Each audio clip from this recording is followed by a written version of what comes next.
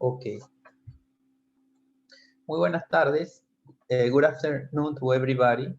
We are in the USIL Trading Innovation Challenge, and Team 1 is going to present their solution and the analysis on portfolio based on ESG criteria. So go ahead, Team 1. Nice to meet you here. We're going to present our portfolio. Next, please.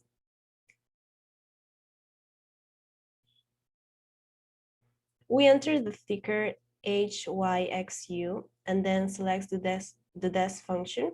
And we analyze the iShares International High Yield Bond. We go to the performance window and review the yield return. The first year is 17%, third year 5%, and 5-year 6%. Then we have the 1-year adjust beta to know the risk compared to the market. And it is 0.51, which is low due to the type of asset that is fixed income. Then the Sharpe ratio indicates the risk-return relation, and it is 1.86. Then we can see as well the historical fund analysis. Next, please. Since 2012, our ETF is above the benchmark, and it has a growing trend with a cumulative outperform of 12.63, which is positive. Okay, now we analyze our portfolio with the port function. And here we have the statistical summary of the performance compared to the benchmark. So in the case of the total returns, we can see that they are positive for the periods over 3 and 6 months, year to date, and 1 year. The benchmark has outperformed our portfolio. Specifically, over the 1-year period, the difference is very slight, with only 0.15%. Regarding the evaluation of the standard deviation, we can see that over the periods of 6 months and year to date, the benchmark has a better performance since our portfolio has a slightly higher standard deviation than the benchmark. And that indicates that we have slightly higher volatility and risk. However, over the 3-month and 1-year period, our portfolio has a slightly lower standard deviation than the benchmark, indicating lower volatility and risk. Regarding the Sharpe ratio, we know that the higher it is, it indicates a better risk-return ratio. Over the periods of 3 and 6 months and year to date, we have a lower ratio than the benchmark. But over the 1-year period, our portfolio has a Sharpe ratio of 3.09%, outperforming the benchmark, meaning that we have a better risk-return ratio over this period. Lastly, we will analyze the Jensen alpha, which is a measure of the return of the portfolio versus the return of the market.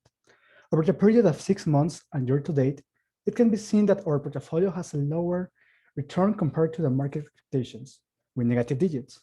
But this panorama changes when we analyze the 3-month period and mainly the 1-year period, where we find a positive return higher than the market. Next, please. Well, now the value at risk represents the maximum loss that our portfolio can have in the worst scenario over a given holding period measured at a particular confidence interval, in this case, 95%. According to the chart, we can observe that our bar for 1 month is 6.01%. Regarding the cognizable valuable risk, we can see during 1 month a value of 8.48%. Next, please. On the other hand, we can see the bar in a period of 1 year is 20.35%, showing that when more time passes, our portfolio increases its losses. The same happens when the conditional bar, with a value of 28.69%.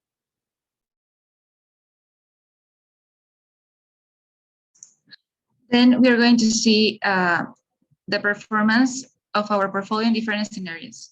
The first one is the 2008 financial crisis, in which we will see a considerable loss of $581,528.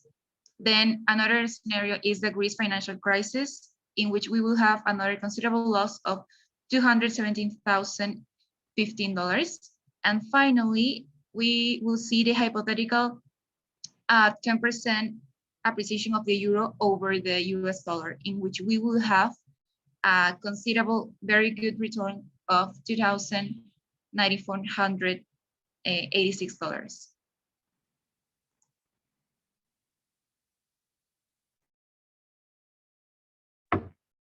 And now we will see the return compared to the benchmark. This chart shows a comparison of the portfolio's returns and the future S&P 500 index during 2021 in a daily frequency. We can see that they are quite correlated. During the beginning of the year, our portfolio had a better performance than the benchmark. However, since the last week of March, we saw that the benchmark has had a better return. And so far this year, the benchmark has outperformed our portfolio by 4.24%. And this situation can be generated due to the big investment in currency ETFs, which are very volatile. Thank you.